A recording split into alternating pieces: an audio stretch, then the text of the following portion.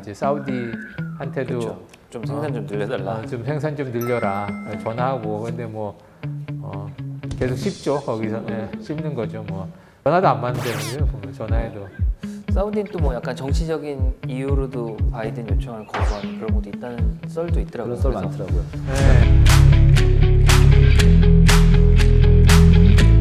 안녕하세요. 이슈톡의 이베스트 투자증권 이현민입니다. 오늘 이슈톡 또 여러 가지 주제를 준비를 해봤는데 아무래도 가장 핫한 내용일 것 같아요. 최근 이제 저희가 지난번 촬영 끝나고 무슨 일이 있었냐면 러시아가 이제 우크라이나 전격 침공을 하게 됐습니다. 그래서 시장 변화도 엄청 컸고 제가 뭐 담당하는 고객분들도 변화가 너무 커갖고 뭐 손해도 많이 보신 분도 있고 일부는 뭐 수익 보신 분들도 있고 좀 시장 변화가 컸던 것 같은데 그거 관련해서 이제 한 두 가지 주제로 오늘 좀 내용이 진행이 될 거고요. 처음에 이제 조 전무님과 함께 원자재 시장 어떻게 뭐 요동치는 거는 뭐 이쪽 저희 해외 투자하시는 분들 많이 봤을 것 같은데 한번 정리해서 내용을 한번 들어보면 좋을 것 같습니다. 네. 그 사실 뭐 러시아 이전부터 원자재 시장이 별로 안 좋았었죠. 보면 이제 공급이 굉장히 타이트하고 그다음에 여러 가지 이제 뭐 에너지 쪽도 그렇고 메탈 쪽도 그렇고 제가 여러 번 말씀드렸었는데 이제 공급 쪽 사이드가 아무래도 문제가 좀 있고 에너지 같은 경우에 뭐 ESG다 아니면 뭐 넷제로다 뭐 이런 것 때문에 이제 투자가 못 이루어지고 그러다 보니까 이제 생산 쪽에 이제 좀 계속 문제가 있기 때문에 공급이 좀 타이트하다고 말씀드렸었는데 거기다가 이제 러시아가 우크라이나를 갖다가 침공하면서 완전히 기름을 부어버렸죠. 난리가 났죠. 그러니까 이제 그다음부터는 이제 원자재 가격들이 뭐 다 요동을 치고 있는 거죠. 뭐 급등했다가 또 어떤 뉴스 나오면 또 급락했다가 뭐 그러고 있는데 오늘은 이제 거기 어떤 원자재들이 러시아로 인해서 좀 영향을 받고 그다음에 이제 앞으로 좀 어떤 식으로 좀 진행이 될 수 있겠는지를 갖다 한번 좀 살펴보면 좋지 않을까 싶어서 좀 준비를 해봤고요. 벌써 한 달이 좀 넘었죠. 이제 발발된 지 2월 24일 2월 24일 이제 했었었는데 이렇게까지 오래 갈 줄은 몰랐어요. 몰랐을 것 같아요. 저는 한 일주일 안에 그래도 침공할 키이우 함락하지 않을까? 뭐 이렇게 생각했거든요. 러시아가. 근데 막상 까보니 지지부진하달까. 맞아요. 그래서 뭐 한 달이 넘었는데 그동안은 이제 뭐 보면은 이제 물론 전쟁은 전쟁대로 하지만 서로 간에 이제 뭐 제재도 하고 뭐 이것저것 좀 많이 했었었죠. 그러니까 서방 같은 경우에는 이제 좀 뭐 미국하고 영국 같은 경우에는 우리 러시아산 원유 안 써. 뭐 그다음에 이제 은행 뭐 스위프트에서 탈퇴시킬게. 뭐 근데 다 탈퇴시킨 건 아니죠. 뭐 한 7개 정도만 이제 탈퇴시키고 일부만 하고 또 일부는 놔뒀으니까. 그다음에 이제 그러니까 이제 뭐 러시아에서도 그러면 우리 뭐 몇몇 원자재 수출 안 할 거야. 소재도 수출 안 할 거야. 뭐 이런 식으로 이제 맞장을 이제 놓고 있는 거죠. 근데 뭐 제가 봤을 때는 아직까지는 그냥 맛배기식으로만 왔다 갔다 하는 거지 서로 치명타를 때리는 건 아니거든요. 사실 보면은 이제 그 미국하고 영국에서 러시아산 원유 수입 안 한다고 했는데 사실 미국에서 이제 수입하는 양은 한 3%밖에 안 되거든요. 전체 수입하는 원유의 3%밖에 안 되니까 사실 양이 그렇게 많은 것도 아니고 사실 주로 많이 쓰는 유럽에서는 뭐 계속 쓰고 있죠. 원유도 그렇고 천연가스도 그렇고 그건 계속 쓰고 있는 거고 스위프트 같은 경우에도 뭐 다 막은 게 아니고 뭐 한 7개만 막았으니까 또 정 원하면 이제 뭐 다른 데하고 거래하면 되겠죠. 거기 제재 안 받는 은행하고. 그러니까 이제 불편하기는 하지만은 사실 서로 치명타는 아니었었죠. 근데 이제 이 사태가 벌써 이제 한 달이 좀 넘었고 그다음에 좀 더 길어지면은 아무래도 서로 간에 이제 제재 수위가 더 높아질 수 있으니까 가격에는 좀 영향을 미칠 것 같아요. 보면은. 그래서 어떤 품목들이 그러면은 이제 러시아 사태가 이제 좀 장기화 됐었을 때 원자재 중에서 좀 영향을 받을 수 있을까라고 살펴보면은 그 원자재 같은 경우에는 러시아에서 주로 생산되는 것들이 있습니다. 주로 생산되고 수출되는 품목들이 있는데 딱 보이는 게 이제 팔라디움 같은 거, 자동차 이제 배기가스 촉매제로 이제 사용되는데 그게 한 45% 정도를 갖다 러시아에서 공급을 하고 있고요. 진짜 많이 공급하네요. 그다음에 이제 뭐 플래티늄, 팔라디움도 그렇고 이제 뭐 오일 쪽, 그러니까 에너지 같은 부분, 그다음에 이제 농산물 관련된 부분이 좀 많은 것 같습니다.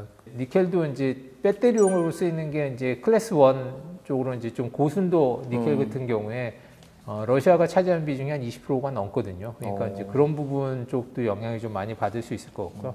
그다음에 이제 또 비료 쪽도 마찬가지입니다. 비료 같은 경우에도 이제 러시아에서 천연가스나 뭐 이런 쪽에서 이제 비료 생산을 많이 하는데 러시아가 이제 천연가스를 또 많이 하다 보니까 이제 같은 비료 가격도 영향을 같이 미치는 것 같습니다. 그래서 그 품목 그룹별로 그러면은 좀 어떤 영향을 좀 받았고 그다음에 이제 앞으로 좀 어떻게 좀 될지 갖다 한번 살펴보겠는데요. 그러니까 주로는 이제 뭐 에너지하고 그다음에 이제 금속류. 그다음에 이제 농산물 쪽 이쪽이가 좀 영향을 좀 받을 것 같아요.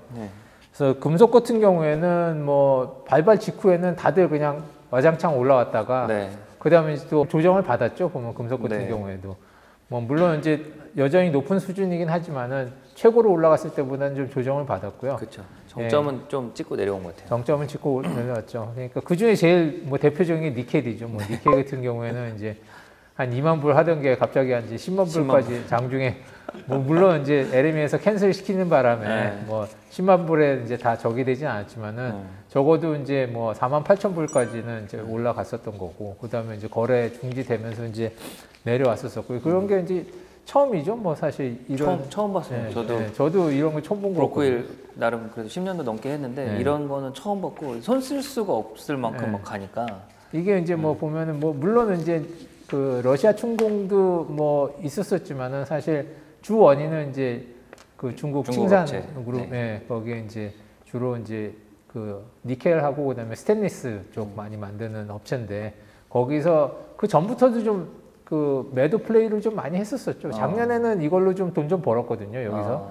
그래서 이제 작년에 좀 돈은 벌었었고 올해도 이제 좀 빠질 거로 예상을 하고 숏을 쳐놨는데 갑자기 이제 그 침공을 하는 바람에 수급이 이제 엉킬 거를 예상해서 이제 올라오니까 이게 뭐 자기네 커버링 하느라고 쇼 커버링 하느라고 이제 가격이 확 올라갔었던 거죠. 뭐 다는 못하고 일부만 했는데도 사실 이만큼 올라왔었고 한 10조 정도 정리한 평가손 뭐 났었다고 그러는데 뭐 지금 뭐 그 정도는 아닐 테고 많이 내려왔겠죠. 그러니까 거래가 없는 시점에 정리한 게 또 패착인 것 같더라고요. 그러니까 런던 애들이 깨어나서 이제 막 거래를 활발하게 할 때 해야 되는데 아시아 시간에 이제 막 하니까 시장에 거래자가 없으니까 그냥 이렇게 그렇죠. 뭐 거래 없는데 그냥 쏟아 부으니까 막 그냥 난리가 났더라고요.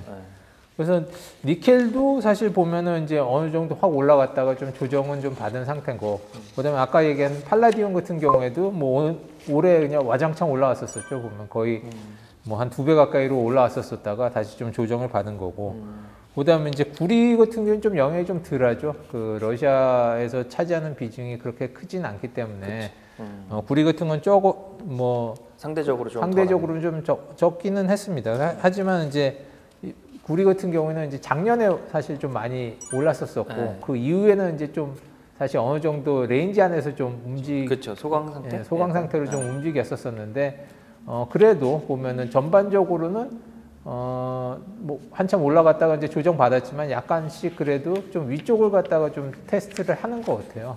구리나 알루미늄이나 니켈이나 보면은 다 보면 공급 쪽에 좀 이슈들이 있거든요. 보면은. 그러니까 구리 같은 경우도 보면은 이제 그 공급 쪽 사이드, 그러니까 지금 구리 가격이 많이 올라가지고 이제 광산업체라든지 이런 부분들은 돈은 많이 벌고 있습니다. 하지만은 이제 생산량이 늘지는 않고 있거든요. 지금 보면은.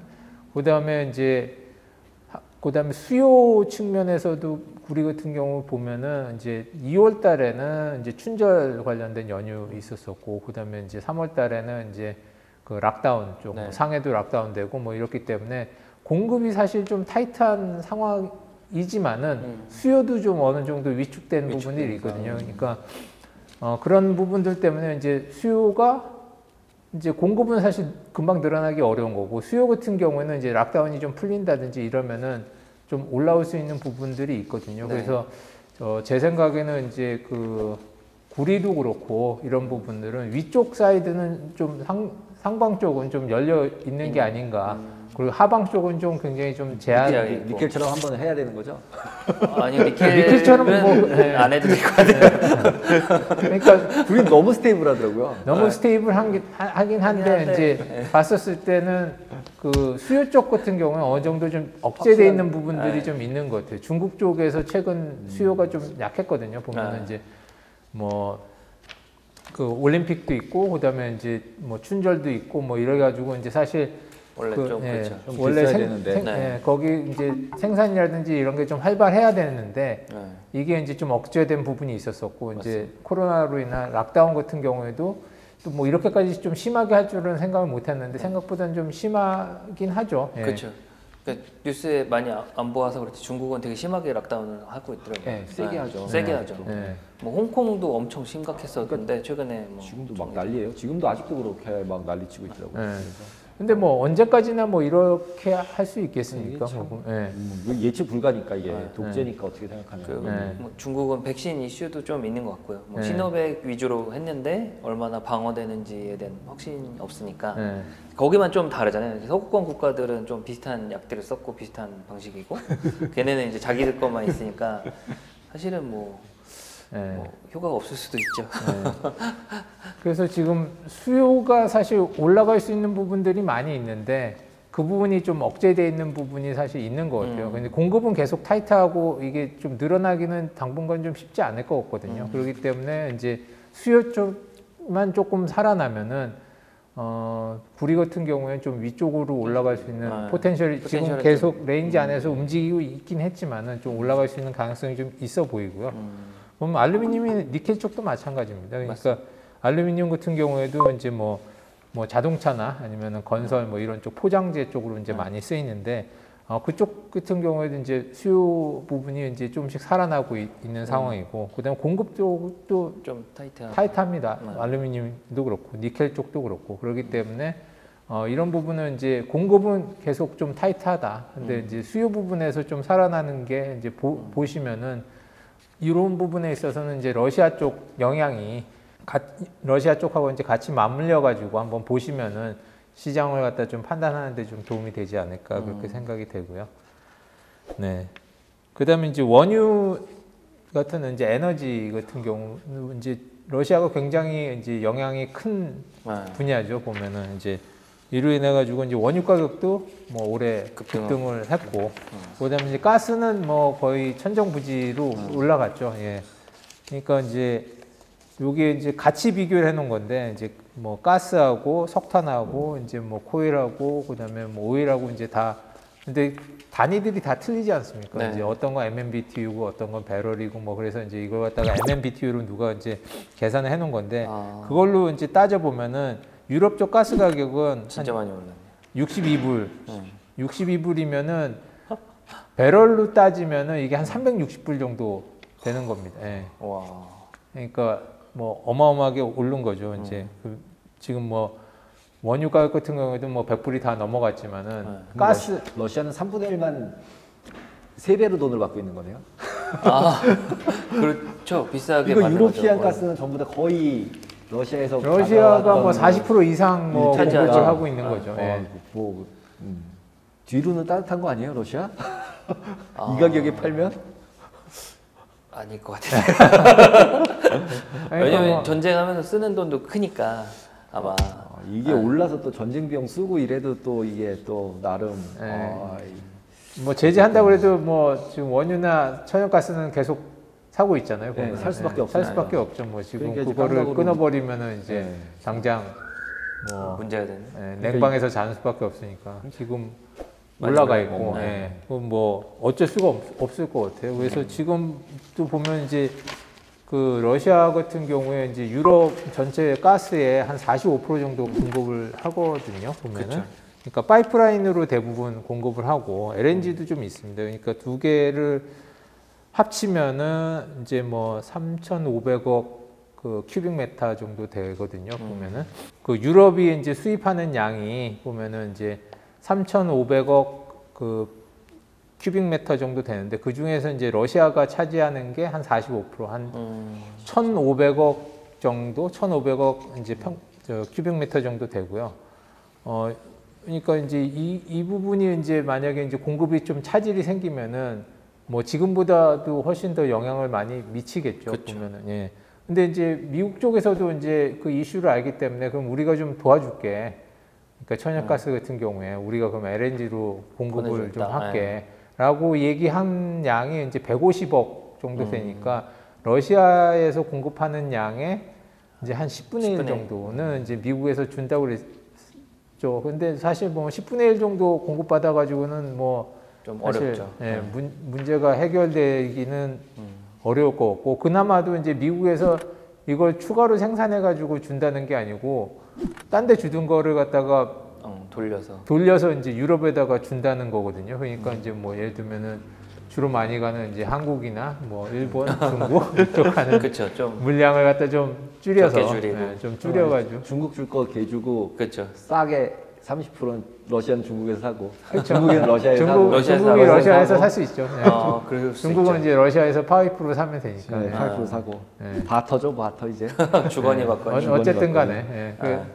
어쨌든 간에 이제 유럽 쪽은 이제 우리가 어느 정도 하는 제스처는 보이는 거니까. 근데 뭐 사실 주겠다는 양도 그렇게 많지가 않고, 그다음에 이제 이게 더 늘리기도 쉽지가 않죠. 보면은 이제 LNG로 옮기려고 그러면은 배도 사실 배도 있어야 되고 또 항만도 있어야 되고 그 터미널도 또 있어야 되고, 터미널도 그런데 있어야 그게 늘어나기가 쉽지 않거든요. 보면은 게다가 이제 이게 또 뭐 또 정상화가 또 되면은 또 다시 파이프로 또 공급을 받으면 이게 다 필요 없지 않습니까? 그쵸. 훨씬 더 싸게 받을 수가 있는데, 사실 그거 갖다가 또 터미널 짓는데도 뭐 한 5, 6년씩 걸리는데 그거 갖다 돈도 들어가지, 또 그쵸. 한다 그러면은 적어도 뭐 20년 정도는 그래도 누가 사준다는 그런 보장이 있어야지 그런 게 다 인프라가 들어갈 텐데, 사실 쉽지는 않은 이슈인 것 같아요. 그래서 지금 보면은 이제 이런 문제들 때문에 천연가스 가격 같은 경우에는 당분간은 굉장히 좀 높은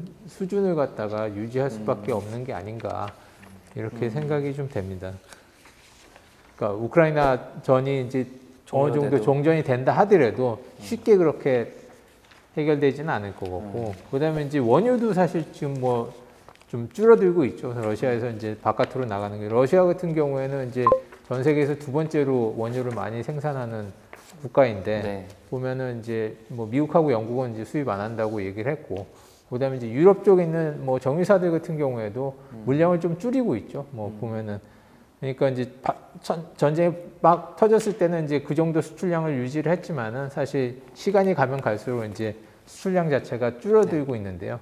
그러면서 이제 그 디스카운트 되는 비중도 훨씬 더 커졌습니다. 그러니까 한 브렌트 유에 가지고 한 30불 정도 디스카운트 해야지 이제 팔레동 말동 하는 그런 상황에 돼 있고요.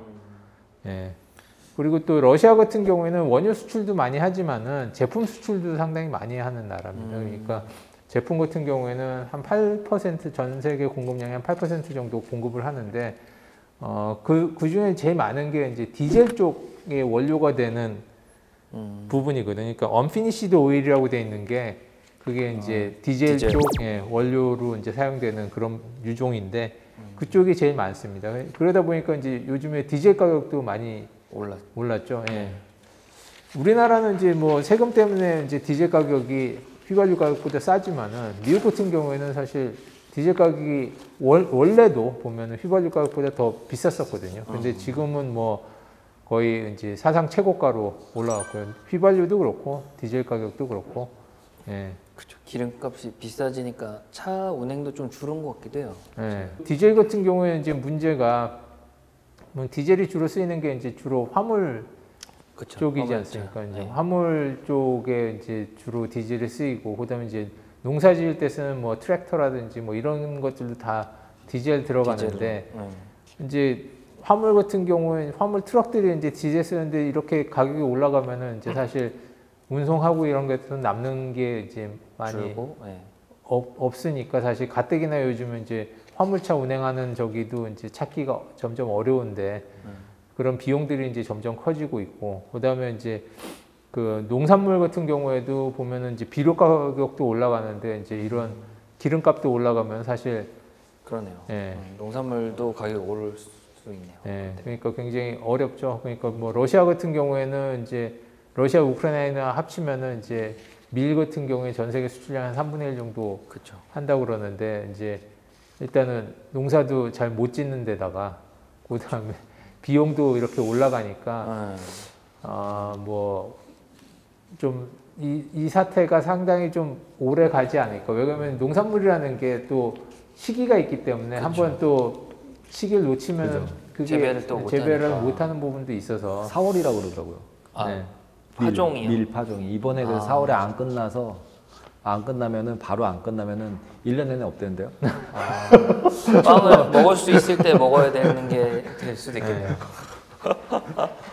그래서 이제 뭐 4월이래요. 예, 그 뭐 그래서 원유나 뭐 에너지 가격은 이렇게 계속 계속 뭐 급상승을 하고 있고 그렇게 되면 이제 사실 공급이 좀 같이 좀 따라주면은 이런 부분에서 좀 안정이 가격이라는 부분에서 이제 좀 안정을 찾을 수 있을 것 같은데 생산량을 늘리는 것도 사실 쉽지는 않은 것 같아요. 그렇죠. 그러니까, 그러니까 미국 같은 경우에서도 뭐 계속 이제 드릴링은 늘리고 있는데 생산량은 사실 그렇게 많이 늘어나고 있지는 않거든요. 보면은 그동안 이제 쉬었던 부분들도 있고, 그 드릴링은 했지만 아직 채굴 안 한 그런 쪽 같은 경우가 좀 많아야지 바로 이제 생산량이 늘릴 수가 있는데, 그런 부분은 계속 줄어들고 있는 상황이거든요. 예, 그렇기 때문에, 바로 이제 생산량을 늘리기는 쉽지 않다. 예, 그 다음에 이제, 지금까지도 보면은, 물론 이제 가격대가 높긴 하지만은, 이걸 갖다가 가격이 높다고 해서 지금 또 많이 투자를 해놓게 되면 이제 또 나중에 내려간다고 될 수 있으니까, 지금 같은 게 그 전에도 뭐 여러 번 말씀드렸었지만은, 해놓은 거 갖다가 그냥 돈 번 거를 뭐 주주한테 환원한다든지 아니면은 빚을 갚는다든지 한테 쓰지. 보면 이거 생산 늘리는데 쉽지 않거든요. 보면은 이제. 예. 그리고 환경 관련된 이슈들이 계속 이슈들이 있기 때문에 이건 뭐 지금 좋다고 해가지고 그걸 해놨다가 또 그것도 나중에 또 바뀌면 그거 어떻게 해? 그러니까 이제 대안도 없고. 대안이 없어가지고 사실 공급량이 또 늘어나는 게 좀 쉽지가 않은 거예요. 그러니까 좀 많이 꼬여 있는 것 같아요. 보면은 이게 보통은 이제 가격이 오르면 공급이 늘어나서 이제 뭐 가격을 좀 안정시키는 그런 효과들이 있는데 가격은 높아지지만은 다른 이슈들 때문에 사실 공급량을 늘리기가 어렵기 때문에 지금 현재 높은 가격을 갖다가 안정화시키기가 좀 어려운 것 같아요, 보면은. 그래서 그런 게 이제 미국 같은 경우에도 자국 내에서 이제 그런 부분들이 쉽지 않다 보니까 이제 자꾸 산유국이나 이쪽에다 얘기를 하죠, 보면은. 이제 사우디한테도 그렇죠. 좀 생산 좀 늘려달라. 좀 생산 좀 늘려라. 전화하고. 근데 뭐, 계속 씹죠, 거기서. 씹는 거죠, 뭐. 사우디도 그렇고, 뭐, 에미레이트도 씹고, 그 다음에 이제 전화도 안 받는다면서요, 보면. 전화해도. 사우디는 또 뭐 약간 정치적인 이유로도 바이든 요청을 거부하는 그런 것도 있다는 썰도 있더라고요. 그런 썰 그래서 많더라고요. 그러니까 그 왕세자가 약간 정치적으로 문제가 있는 부분이 있으니까 바이든이 왕세자보다는 현 왕한테 컨택하는데 이제 왕세자가 실권은 지금은 쥐고 있으니까 이제 그런 거에 대한 불만 쪽 이런 것도 또 크다고 하더라고요. 그러니까 옛날처럼 가깝지가 않은 것 같아요. 그쵸. 사우디하고 미국하고 보면 이슈들도 사실 많은 것 같고. 그 옛날엔 정말 맹방이었죠. 그렇죠. 사우디 같은 경우에. 그리고 사실 사우디가 뭐 미국을 달러를 갖다가 지금 현재 그 기축통화로 만들어준 장본인이죠.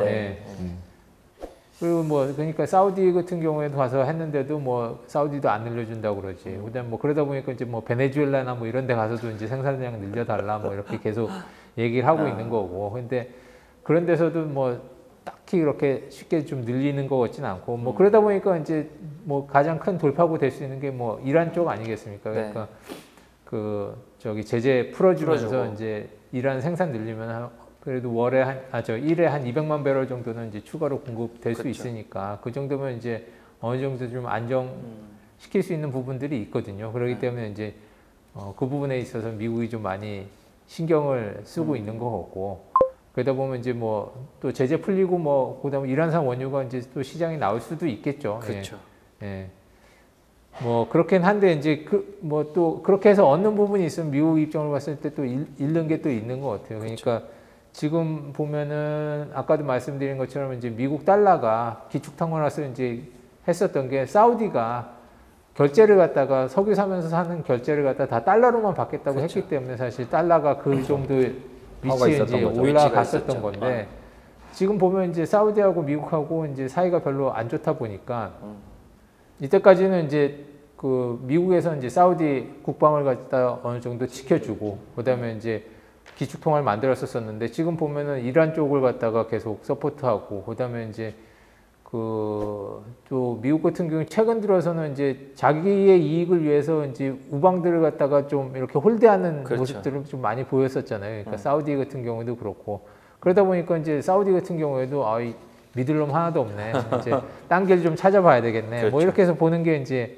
다른 나라들이죠. 중국 같은 경우에는 이제 사우디 원유의 25%를 갖다가 중국에서 사고 있거든요. 그러니까 미국이 옛날에는 제일 큰 손이었지만 요즘에는 이제 미국에서는 별로 수입 안 하고 있지. 그다음 중국에서는 이제 뭐 한 4분의 1 정도 수입하는데 중국에서 이제 야 그러면 우리 그냥 위안화로 결제하면 안 될까? 뭐 이런 얘기가 나오는 거죠. 예.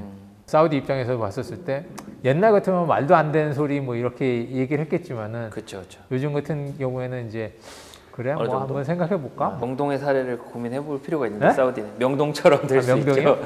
지금은 중국이 좋아 보여도 네, 저기 사우디 같은 경우에도 이제 뭐 미국 대통령 전화는 씹어도 이제 그렇죠. 시진핑은 이제 시진핑 뭐 연락받는. 놀러 와 뭐 이렇게 어. 얘기도 하고 뭐, 이렇게 쇼업하는 거 아닐까요? 뭐 그럴 수 그렇겠죠. 있죠. 지금 네. 너 자꾸 이러면 나 일 붙는다 뭐 이러면 이제 너 신경 좀 써 뭐 이런 거 있어. 그렇죠. 뭐 이런 거죠. 이제. 잘하자 앞으로. 앞으로 잘하자. 뭐 이렇게. 그 러시아로 인해 가지고 이제 국제 정세나 뭐 이런 가격 쪽에 좀 여러 가지로 이제 많이 영향들을 미치고 있는 것 같아요. 예. 그다음에 이제 뭐 아까도 말씀드린 것처럼 이제 비료도 부족하고 그다음에 연료 가격 상승돼서 이제 농산물 가격도 뭐 계속 같이 연동돼 가지고 이제 상승하고 있는 것 같고요.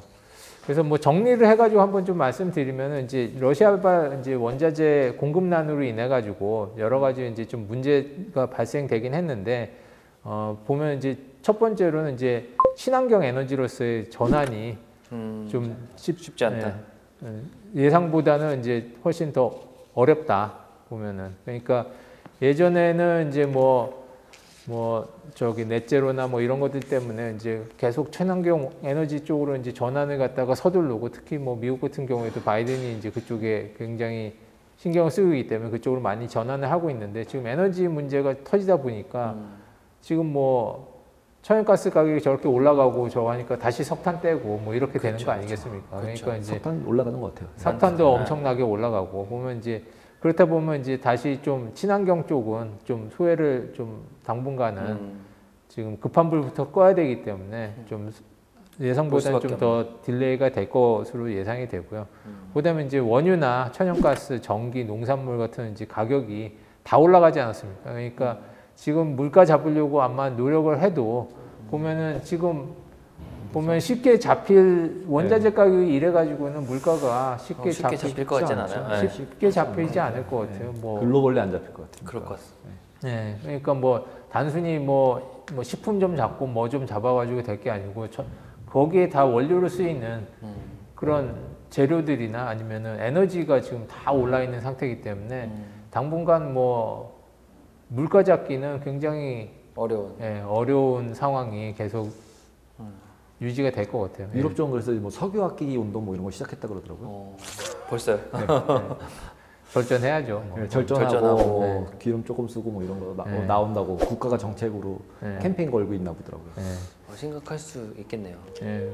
그리고 이제 이런 걸로 인해 가지고 경기 침체가 훨씬 더 가시화될 수 있는 그런 가능성이 높아진 것 같아요. 보면은 이제 예전에도 보면은 대부분 이제 원유 가격이 급등한 이후에 보면은 경기 침체가 온 경우들이 많거든요. 왜 그러냐면 이제 아무래도 기업들 같은 경우에도 비용이 높아지고 그다음에 수익이 떨어지는 상황이 되는 거고 그다음에 이제 그 소비자들이나 이쪽 같은 경우에도 이제 소비할 수 있는 여력들이 이제 없어지기 때문에 사실 그 이후에는 이제 사실 경기 침체들이 많이 왔었었는데 지금 이런 식으로 이제 그 원자재 뭐 에너지 같은 게 이제 공급 부족 상황이 계속하고 가격이 이 정도로 유지가 된다 그러면은 뭐 경기 침체는 뭐 피하기 어려울 것 같아요. 예. 근데 뭐 아니래잖아요. 파월이 나와서 아니래.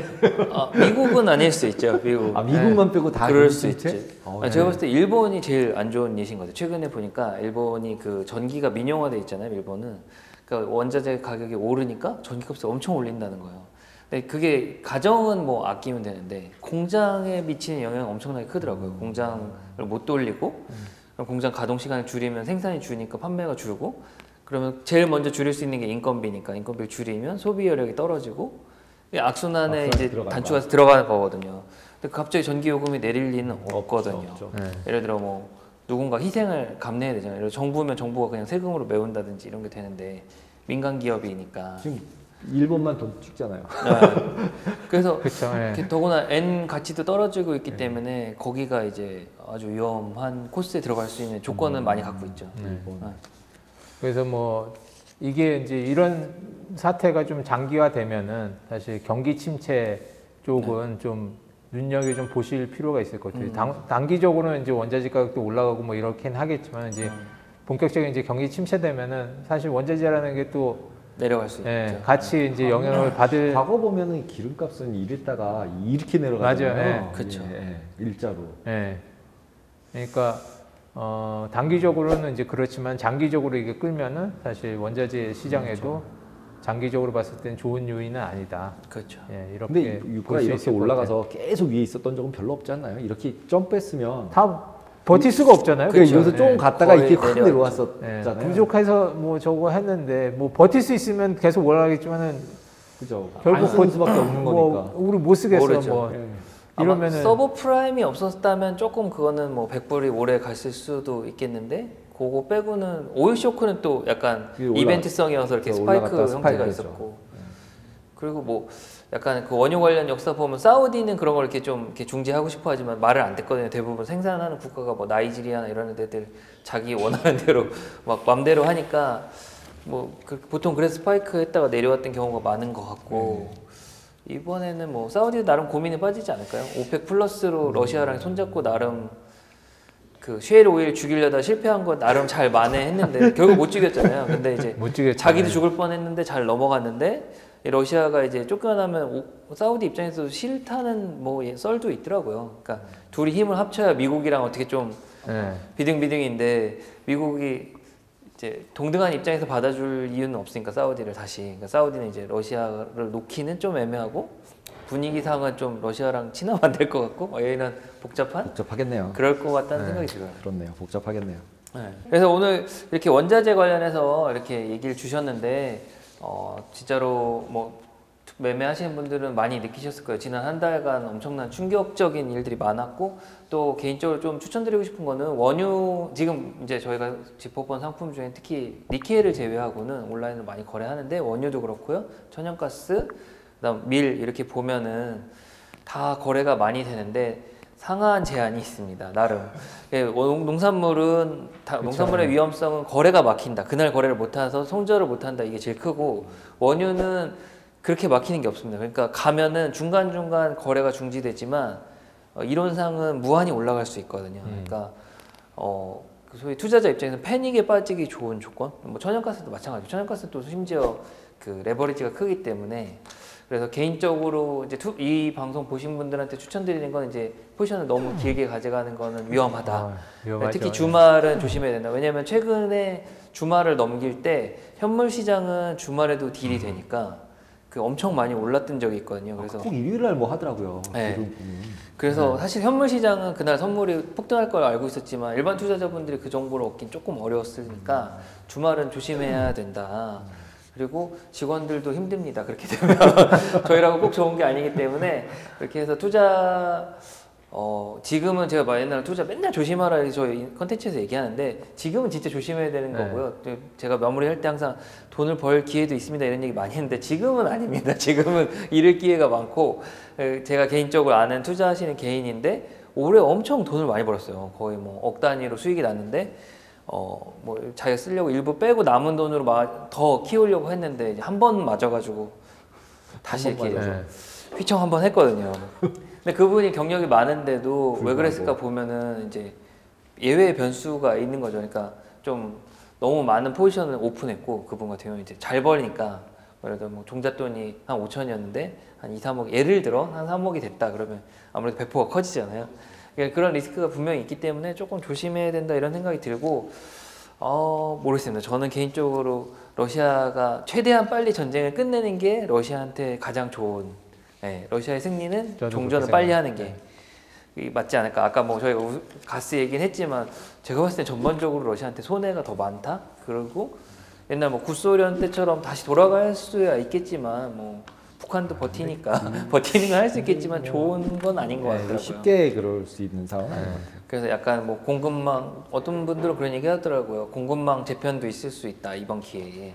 미국이 원하는 판으로. 그래서 여러 가지를 좀 생각해 볼 수 있는 것 같고요. 저희가 여기 오늘 얘기 드린 내용 중에 중간에 좀 설명 못 드렸지만 이제 뭐 친환경 ESG나 뭐 그다음 저희가 원자재 투자가 좀 최근 몇 년간 코로나 때문에 지지부진했던 부분 다 이슈톡에 설명이 많이 되어 있으니까요. 네, 조 전무님 얼굴에 보이는 그 썸네일 있으면 한번 클릭해서 보시면 될 것 같고요. 이번 시간 이렇게 마치도록 하고 다음 시간에는 이제 다른 내용 해서 좀 준비해가지고 찾아뵙도록 하겠습니다. 감사합니다. 감사합니다.